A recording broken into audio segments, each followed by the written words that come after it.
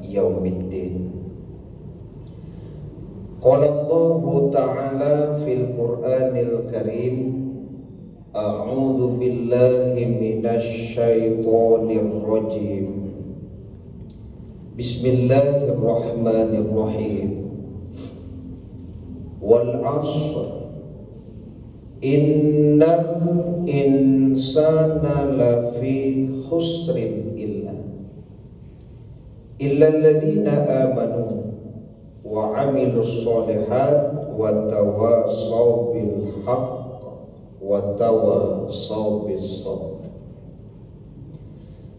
Demi masa sesungguhnya manusia dalam kerugian, kecuali orang yang beriman dan beramal soleh dan saling berwasiat dalam kebenaran serta saling berwasiat dalam kesabaran. Surat Al-Asr. Pengurus beserta Bapak Ibu jamaah maghrib yang dirahmati Allah, alhamdulillah, puji syukur kehadirat Allah subhanahu wa ta'ala, kemudian salawat dan salam kepada Nabi kita Muhammad sallallahu alaihi wasallam, keluarga beliau, sahabat beliau, pengikut-pengikut beliau yang mengikuti beliau dengan ihsan sampai hari kemudian. Semoga kelak di hari kiamat kita mendapatkan syafaat dari Rasulullah sallallahu alaihi wasallam. Bapak Ibu jamaah dirahmati Allah, kalau kita baca ataupun kita mendengar sifat yang wajib ada pada seorang nabi dan rasul, ada juga sifat yang mustahil bagi seorang nabi atau rasul. Ada juga sifat yang disebut jaiz.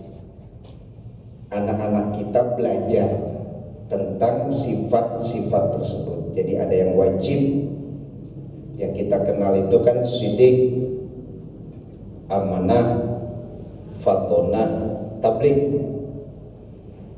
Kalau yang mustahil itu kan berarti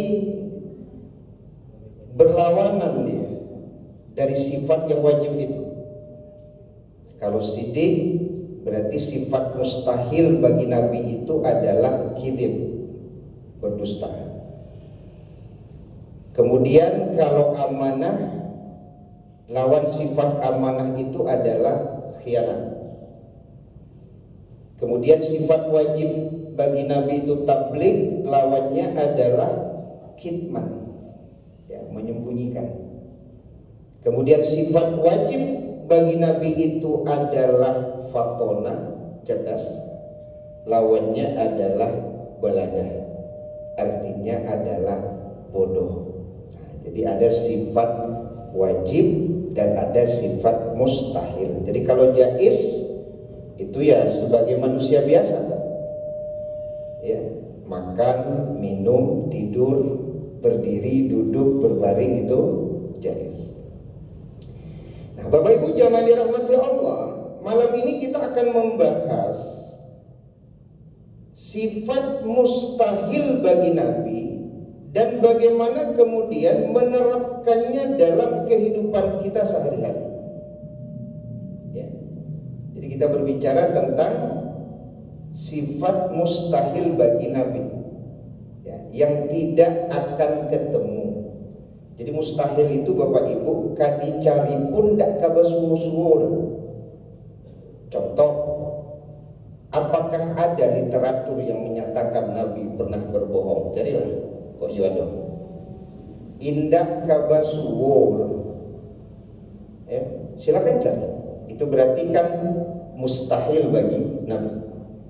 Ya, jadi tidak mungkin ada. Maka kita sebagai umat Nabi Muhammad berbicara tentang sifat mustahil bagi Nabi, maka pendapat ulama kita juga harus memustahilkan sifat-sifat tersebut bagi diri kita.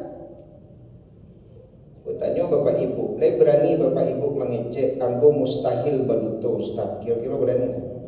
Berarti masih baduto Bapak Ibu. Ya kan balik ke situ. Sudah beranikah kita hari ini berkata mustahil bagi saya berdusta? Karena mengimani sifat-sifat mustahil tadi, kata ulama, memustahilkan juga bagi diri kita. Ya. Jadi kalau kita belum bisa mengatakan mustahil bagi saya berdusta, berarti memang kita masih berdusta. Belum bisa kita mengatakan mustahil bagi saya berdusta. Ya, kalau ada Bapak Ibu yang sudah berani berkata mustahil bagi saya berdusta, semoga itu bagian dari mengimani sifat mustahil tadi, sehingga memustahilkan sifat berdusta itu pada diri. Ya. Makanya kalau kita baca Bapak Ibu dalam sebuah hadis ya, yang berbicara tentang kebohongan, dan hadis ini sering kita bahas. Hadis ini diriwayatkan oleh Imam Malik dalam Al-Muwatta dan Imam Al-Baihaqi dalam Syu'abul Iman. Ya. Qila li Rasulillah sallallahu alaihi wasallam, ditanyakan kepada Rasulullah, ayakunul mu'minu jabbanan, apakah mungkin orang mukmin itu pengecut? Faqala na'am. Jadi masih ada toleransi bagi orang yang pengecut berkaitan dengan keimanan. Kata Nabi, masih mungkin orang beriman itu punya sifat pengecut, masih mungkin. Jadi tidak gugur keimanan kita, masih ada. Kemudian ditanya lagi, faqila lahu ayakunul mu'minu bakhilan, kan begitu. Apakah mungkin orang mukmin itu pelit? Maka Nabi menjawab, nah, rupanya Bu, walaupun ibu pilih, iman ibu lain tidak gugur gara-gara ibu pilih itu. Ya jangan kamu mencari Ustaz, kau kan contoh. Jadi ya ini kan begitu ya. Jadi kalau orang pelit, keimanan tidak gugur. Karena bahasa Nabi, apakah mungkin orang beriman pelit? Ketika ditanya sahabat, nah mungkin. Tapi ketika pertanyaan yang ketiga, faqila lahu, lalu ditanya kepada Nabi, ayakunul mu'minu kadzaban, apakah mungkin orang mukmin itu berdusta? Jawaban Nabi, la. Pak kira-kira awak kaitkan hadis Nabi kojo sifat mustahil tadi Pak. Apakah tidak memungkinkan kita memustahilkan dusta itu dalam kehidupan supaya iman kita tidak gugur? Makanya mustahilkanlah berdusta itu, kata ulama, terhadap diri kita. Paling tidak Bapak Ibu tidak ada niat badutul, itu paling tidak. Kau tidak dari rumah datang niat badutul. Dari rumah saya ada banyak bedutu. Tapi kau dibudikan tua angko 6 tua atau diubah jadi 8 baru pas pembukuan ya, antara biti masuk juga keluar. Alun sampai di kantor Pak, di rumah juga baru. Latangnya bedutu. Coba kan. Tapi kau tiba di pasar timbangan kau dia seketet balik kemarin. Boleh agak banyak untuk alun tibo di pasar latangnya bedutu dia.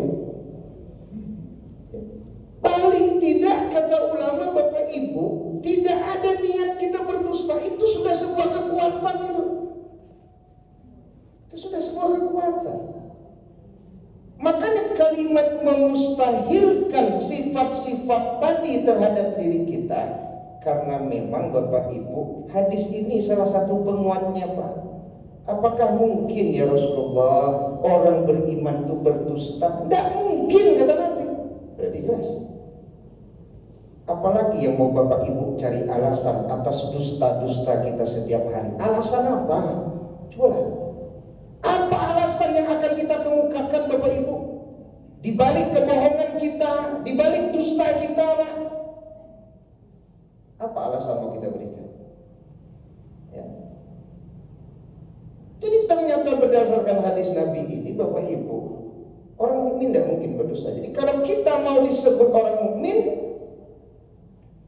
maka mustahilkanlah dusta dari diri kita. Ya, bisa, tidak ada yang tidak bisa. Yang penting ada keinginan untuk itu. Nah, ini sebagai motivasi, Pak.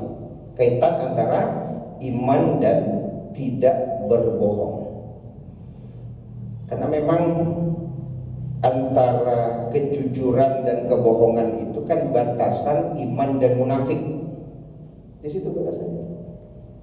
Ya, karena ayatul munafik salasun kan, tanda orang munafik itu kan ada 3. Salah satunya idza haddasa kadzaba.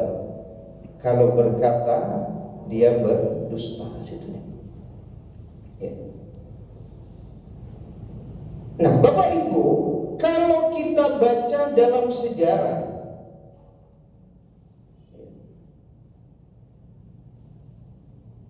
ketika Raja Heraklius, saya sering juga membahas berkaitan dengan ini ketika peringatan Maulid Nabi. Karena Raja Heraklius itu berkeinginan betul, Pak, mencari tahu apakah Muhammad itu betul Nabi terakhir. Karena informasi, Pak, dari para pemuka-pemuka agama sebelumnya itu sudah ada pada Raja Heraklius, Pak. Jadi ketika berita adanya seorang Nabi, maka begitu ingin Raja Heraklius mencari tahu, Pak, betulkah Muhammad itu Nabi terakhir sebagaimana disampaikan oleh pemuka-pemuka agama sebelumnya. Maka ketika ada kabilah terus kemudian dicari tahu, maka yang mewakili kabilah itu kan Abu Sofyan, orang yang paling dekat kekerabatannya dengan Nabi Muhammad.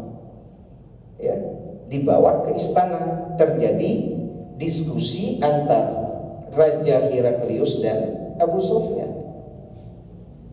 Jadi tanda-tanda yang sudah sampai ke Raja Heraklius itu, Pak, ditanya ke Abu Sofyan. Ya. Di antaranya adalah apakah Muhammad itu keturunan raja-raja?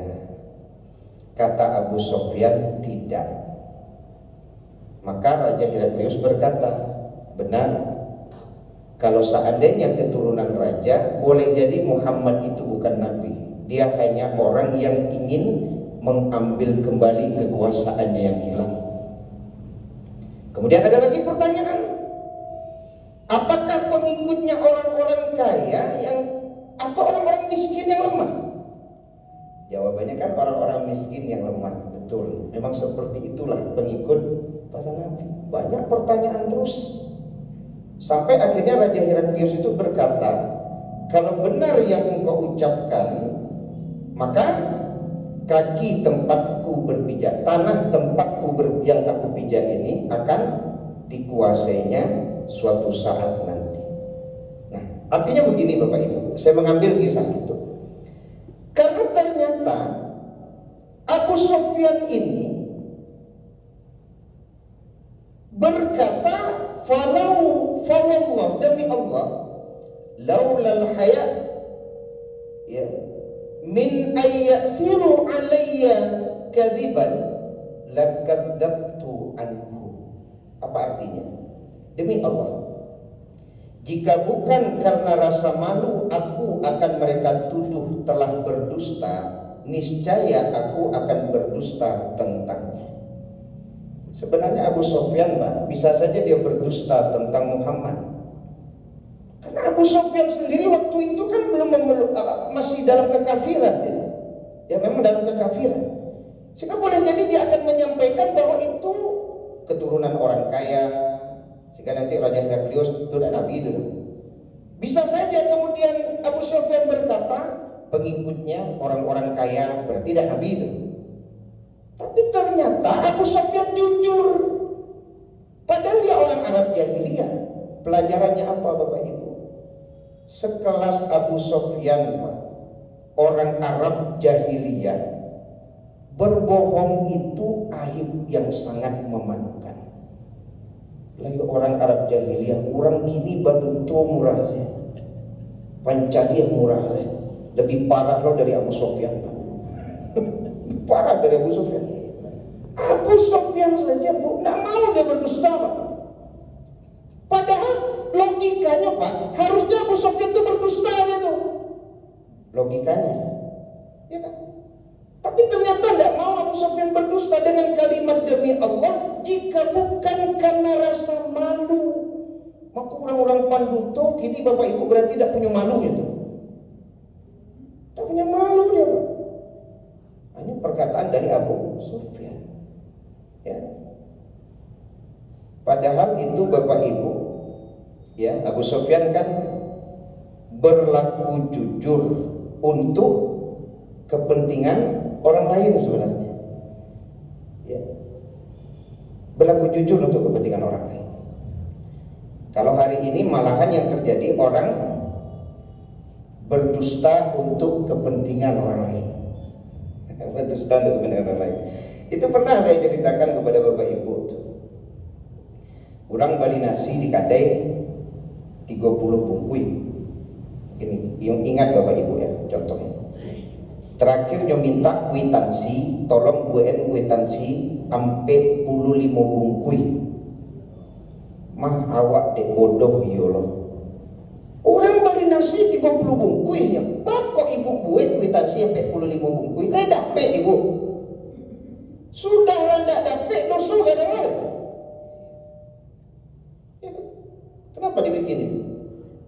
Karena khawatir kok indah dipenuhi beko, lari konsumen. Nah, itu lari konsumen, Pak. Makanya orang beli nasi 30 bungkui, le bisa kwitansi 5. Oh bisa. Besok aja lupa kemari dah ya. Jadi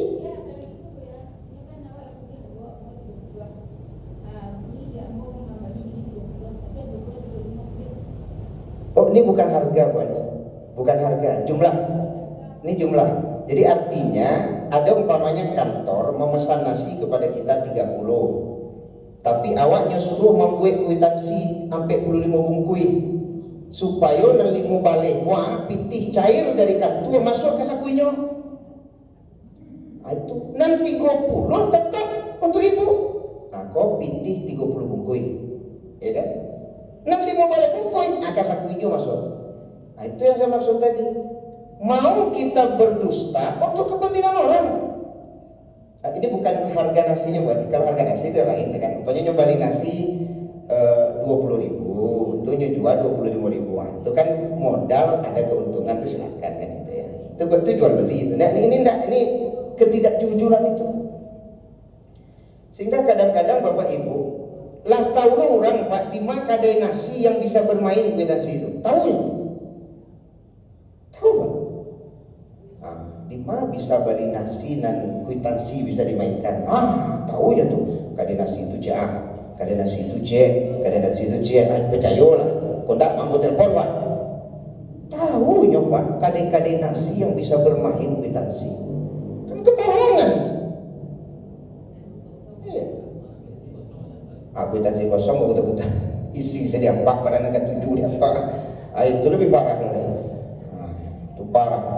Sampai tahu umpamanya membeli apa namanya untuk buku ini kan, alat-alat tulis Tuh tahu lu tuh. Ah di situ lihat. Situ tuh bisa kwitansi gue mah. Nah, jadi situ itu mau tuh lewat. Nah situ sampai tahu orang. Ya kan? Sampai kwitansi kosong juga dibuat. Dan artinya Bapak Ibu jamaah dirahmati Allah, ini kan kebohongan. Ya. Maka kembali kepada hadis Nabi tadi itu, apakah mungkin orang mukmin itu berbohong? Tidak. Nah, itu salah satu contoh Bapak Ibu. Begitu gampangnya kemudian berbohong. Ya kan? Kembali lagi kepada masalah kebohongan tadi. Ya. Jadi jamaah dirahmati Allah Subhanahu wa taala. Jadi semoga kita sekali lagi bisa ya kalau bahasa tadi itu kan memustahilkan, ya, memustahilkan kepada diri kita untuk berdusta. Semoga dengan iktikad memustahilkan tadi, maka kita akan menjauhkan diri dari perbuatan ya berbohong itu, ya berbohong itu. Itu yang pertama Bapak Ibu jamaah dirahmati Allah. Ya.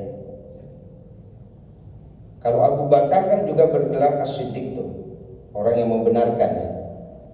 Sampai-sampai saya baca kisah ketika Abu Bakar menemani Nabi ya, saat hijrah. Kemudian ketemu dengan orang-orang kafir Quraisy. Lalu ditanya, siapa yang bersama engkau itu? Abu Bakar. Bingung Abu Bakar menjawab. Dijawab Muhammad, jadi masalah. Karena tentu inilah yang dicari oleh orang kafir Quraisy. Apa jawaban Abu Bakar? Dia adalah penunjuk jalanku.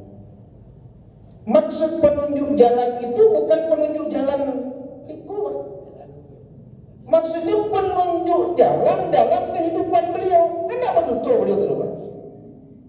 Beliau penunjuk jalanku. Maksudnya penunjuk jalan dalam kehidupan Abu Bakar supaya selamat dunia akhirat. Nah, itu ya. Itu kalau orang yang biasa yang dak paduto itu memang panjang Pak. Tapi kalau orang yang biasa paduto itu biasa ya. Lama olah padanya gitu. Itu poin yang satu dulu. Yang kedua, sifat mustahil bagi Nabi itu adalah khianat. Artinya berkhianat, khianat ya. Jadi kalau saya sambung kisah Raja Heraklius tadi bertanya kepada Abu Sufyan, Pak. Ada salah satu pertanyaan Raja Heraklius kepada Abu Sufyan. Apa pertanyaannya? Pernahkah Muhammad itu berkhianat? Nabi diangkat menjadi Nabi dan Rasul di usia 40. Jadi kan sudah 40 tahun tuh. Perjalanan hidup Nabi di Mekah. Yang boleh jadi Pak, ada ya yang bisa diambil oleh seseorang terhadap sifat orang lain itu kan sampai 10 tahun Pak. Apalagi Nabi seorang pedagang Pak, yang dipercaya oleh Khadijah untuk berdagang. Orang-orang Arab juga mempercayakan dagangannya kepada Nabi Muhammad. Tapi di saat ditanya apa jawaban Abu Sufyan, belum pernah walau sekalipun. Itu jawaban Abu Sufyan, bahwa Nabi itu tidak pernah berkhianat, ya kan? Maka memang seperti itulah Nabi. Nabi itu tidak pernah berkhianat. Maka balik lagi, sifat mustahil Nabi, maka kita memustahilkan juga sifat khianat itu terhadap diri kita. Apa arti khianat itu? Ya, dari sekian banyak definisi khianat, salah satunya kan khianat itu adalah suatu kondisi di mana orang tidak mampu menunjukkan kesetiaannya terhadap kepercayaan yang diberikan orang lain kepadanya. Jadi tidak mampu menunjukkan kesetiaan. Itu salah satu definisi khianat. Ya. Dan Nabi, kata Abu Sufyan, tidak pernah sekalipun berkhianat. Artinya orang memang sudah mengetahui sifat itu dengan sebab ya, ketika mereka kemudian menitipkan dagangan kepada Nabi Ya, dalam berdagang, karena kalau berdagang ini kan banyak hal yang boleh jadi nampak pengkhianatan, ya kan? Tapi Nabi tidak melakukan itu, gitu. Ya, pengkhianatan tadi, ketidakpercayaan kan gitu ya. Jadi kalau seandainya kita memustahilkan sifat khianat dalam diri kita, maka ya harus ada bahasa kesetiaan itu terhadap amanah yang dipercayakan kepada kita oleh orang yang memberikan kepercayaan tadi. Nah, itu kan banyak faktor. Salah satu contoh umpamanya Umar bin Khattab pernah mendatangi seorang pengembala. Saking banyaknya kambing yang digembalakannya, Pak, Umar ingin menguji amanah dan anak muda ini atau dia khianat. Ya. Maka ditawar oleh Umar bin Khattab, kan, kalau kau jual 1 ekor kambing ini kepada saya, bagaimana? Ya kan? Tuan, kambing ini bukan punya saya, kambing ini ada yang punya. Saya hanya mengembalakan. Lalu kata Umar bin Khattab, kalau engkau jual 1 ekor saja, saya yakin tidak akan tahu tuanmu sebanyak ini banyak kambingnya. Apa lo di tuanmu kan mungkin lo tuh Pak logika berpikiawan tuh. Kalaupun tahu katakan bahwa kambing itu diterkam serigala, habis semua kan. Kira-kira begitu. Kan gampang saja Pak. Menghilangkan seekor kambing dari sekian banyak kambing. Ya. Apa yang susah Pak? Ya kan? Tapi jawaban anak muda tadi itu apa? Tuan, fa'ainallah. Kalau begitu Tuan, Allah itu ada di mana? Ya, kalau begitu Tuhan, Allah itu ada di mana gitu. Ya. Sehingga kemudian Umar bin Khattab pun membebaskan anak muda tadi. Kalau kita baca dalam sejarah, tidak lagi jadi budak dia. Ada sesuatu yang lebih besar yang didapatkan oleh anak tersebut dengan sebab apa? Kemampuan menjaga amanah. Dia tidak khianat Pak. Tidak berkhianat dia. Makanya jangan sampai kadal fakru ayakuna kufron.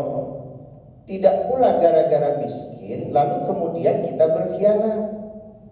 Tidak pula gara-gara miskin lalu kita itu tidak jujur Pak. Memang betul kan bahwa kemiskinan itu dekat dengan kekufuran. Tapi tidak semua orang miskin Pak yang tidak punya integritas. Mungkin Bapak Ibu akan bertemu itu orang-orang walaupun miskin tapi punya integritas, jujur, tidak khianat Pak, seperti pengembala tadi. Ya. Kan caleg kadang-kadang lah nyuci di tuan rumah Pak. Dompetnya jatuhan kadang-kadang. Piti banyak. Yang ingin mencari Pak, lain balian tak dompet kok kayaknya tuh ini. Ternyata tidak pula gara-gara dia miskin Pak, dompet itu nyambil nyusuan tuh pulang. Enggak Pak, diberikan lagi kepada tuannya. Tuan, dompet tuan jatuh. Padahal duitnya banyak Pak. Jadi tidak pula kemudian setiap orang miskin tidak punya integritas Pak. Ya. Coba lihat tuh, polisi Hugeng tuh. Nah, saya pernah sampaikan juga polisi Hugeng. Itu jujur orangnya Pak. Amanah, tidak berkhianat. Sampai saya dengar Pak, rumah dinasnya itu dikosongkan dari peralatan-peralatan yang sudah datang duluan sebelum dia masuk ke rumah itu. Usianan kemaki kok, usialan lagi. Keluar dalam marigo kan itu pas Pak. Keluar dalam marigo, keluaran sopa aku, keluaran kos ada. Itu polisi hukum Pak. Jujur, amanah. Iya, justru keluar ada. Ya.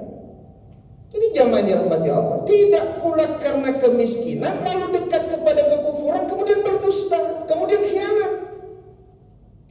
Ada pula kisah kepala sekolah Pak Bangse, ya kan? Atau gara-gara miskin itu kemudian bisa diagu-agu saja itu, ya kan? Belang aja Pak, ambo jangan diagu-agu ya Pak. Ambo ya mau dilekanya, tapi kalau yang mau itu mau dinion aja.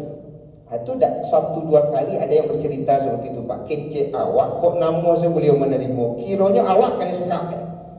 Jangan ambo dia boleh Pak bawa tu dia aja. Sama. Ya. Ambo kok diangkat menjadi kepala sekolah ini bagian dari amanah. Apa lagi ambo aja?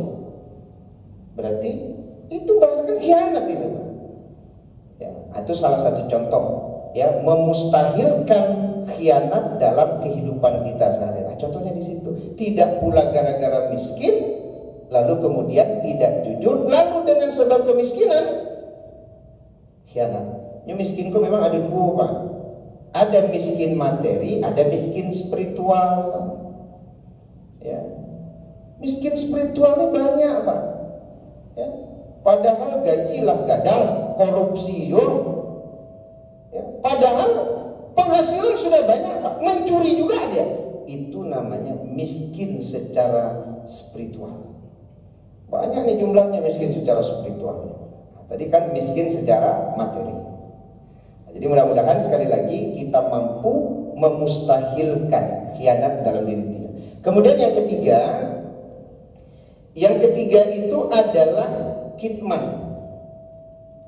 Ya, kalau sifat wajib Nabi kan tabligh, menyampaikan. Kalau sifat mustahil berarti kitman, menyembunyikan. Artinya menyembunyikan kebenaran. Yang hari ini boleh jadi karena kepentingan duniawi, Pak, orang tidak takut menyembunyikan kebenaran itu. Ya kan? Tidak takut dia, Pak. Padahal kalau kita baca dalam Al-Quran ya, ataupun dalam hadis Nabi, orang-orang yang menyembunyikan kebenaran itu tidak main-main azab yang akan didapatkannya, dosa besarnya itu. Saya bacakan contohnya di surat Al-Baqarah ayat 174, terjemahannya saja. Sungguh orang-orang yang menyembunyikan apa yang telah diturunkan Allah, yaitu kitab, ya, Al-Quran, dan menjualnya dengan harga murah, mereka hanya menelan api neraka ke dalam perutnya, dan Allah tidak akan menyapa mereka pada hari kiamat, dan tidak akan mensucikan mereka. Mereka akan mendapat azab yang sangat pedih. Jadi kalau ada orang-orang dengan sebab dunia, biasanya kan memang penyebabnya itu, Pak, kekuasaan, harta, kan gitu ya, yang membuat orang kemudian menyembunyikan kebenaran. Ya, tergantung titipan dari penguasa, Pak. Itu yang keluar, bukan dari firman Allah, Pak. Makanya wajar, tidak patut rasanya beliau mengejek itu halal, tapi nyesabui halal. Tak patut rasanya beliau mengejek itu boleh, padahal tak boleh. Ada bahkan yang memaksakan diri mengatakan semua agama ini sama. Itu kanlah parah. Titipan dari siapa itu? Ya, kok sampai ada harus memahami semua agama sama?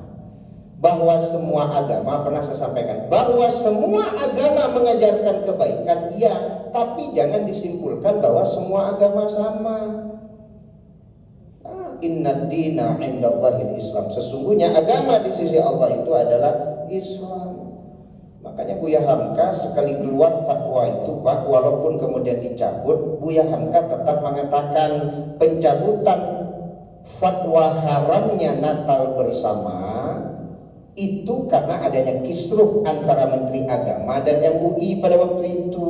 Tapi keabsahan dari isi bahwa haram Natal bersama itu memang tidak akan pernah dicabut itu, karena memang Natal bersama itu haram, kata Buya Hamka. Jadi mencabut itu dalam rangka hubungan yang harmonis saja, banyak pertimbangan saja, Pak. Ya. Gimana, Pak? Apalagi, nah kan gitu ya, apalagi memang melebihi dari apa yang diajarkan Nabi gitu. Kalau Ustaz Abdul Somad kan waktu ditanya bagaimana hukum mencium kening orang kafir, Ambon, kok jawaban Ustaz Abdul Somad saya? Tidak jawaban Ambon. Kata Ustaz Abdul Somad, dosa besar berzina, kan gitu kata beliau. Membunuh, mencuri, wah, ya kan? Kemudian mengatakan Tuhan punya anak. Dari yang saya sebut tadi, kata beliau, mana yang lebih besar dosanya? Yang lebih besar dosanya itu adalah yang mengatakan Tuhan punya anak. Bapak mau mencium kening orang pezina? Oh, tidak mau. Bapak mau mencium kening orang yang membunuh? Tidak mau. Mencium kening pezina saja tidak mau, apalagi mencium kening orang yang mengatakan Tuhan punya anak. Itu kata Ustaz Abdul Somad. Nah, kan model itu. Bukan malah. Tapi kalau saya Bapak Ibu memahaminya di hadis Nabi Pak, la tabda'ul yahuda wan nasara bisalam. Memulai salam saja kepada orang Yahudi dan Nasrani tidak boleh, apalagi mendahului mencium kening. Kan itu kalau pendapat. Ya berbuat baik silakan, tidak dilarang. Nabi itu berbuat baik. Ya. Kemudian yang terakhir Bapak Ibu jamaah dirahmati Allah Subhanahu wa taala, sifat mustahil bagi Nabi itu adalah balada. Balada itu artinya bodoh.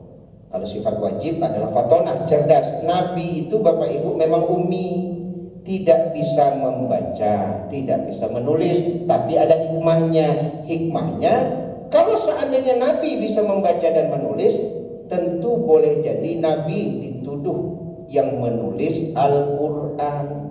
Tapi Nabi cerdas. Kenapa? Kecerdasan Nabi itulah yang membuat firman-firman Allah mampu dijelaskan oleh Nabi kepada umat. Ini menunjukkan Nabi itu cerdas. Nah, sifat mustahilnya adalah balada. Artinya apa? Jangan sampai kita juga menjadi orang yang bodoh. Karena Nabi itu kan 3 kecerdasannya.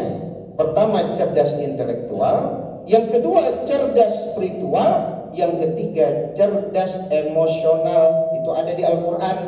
Makanya kalau kita memustahilkan kebodohan dalam diri kita, artinya apa? Kita harus punya kecerdasan intelektual, rajinlah belajar. Kita harus punya kecerdasan spiritual, tidak menyembah kecuali hanya Allah. Kita juga harus punya kecerdasan emosional, tidak memperturutkan hawa nafsu. Maka lengkaplah kecerdasan itu. Kok indah? Ibu, bisa ibu bersabar, kan ada yang menjawab. Nabi itu menyuruh awak bersabar, ambo indah Nabi. Yang mengecek ibu Nabi siang. Cuman kan ibu yang mengecek, ambo dan Nabi. Kalau Nabi bisa bersabar, kalau ambo tak bisa. Bagaimana ibu akan mengimani sifat wajib atau mustahil Nabi kalau seandainya ibu sendiri kalimatnya seperti itu? Semoga sekali lagi kita mampu memustahilkan yang 4 itu dalam diri kita. Pertama adalah kebohongan, yang kedua adalah khianat, kemudian yang ketiga itu adalah kitman, menyembunyikan kebenaran, sampaikanlah kebenaran itu, dan yang keempat adalah balada, kebodohan. Semoga hari ini kita hadir bersama di masjid ini dalam rangka memustahilkan kebodohan dalam diri kita. Mungkin itu saja Bapak Ibu, semoga bermanfaat. Subhanakallahumma bihamdika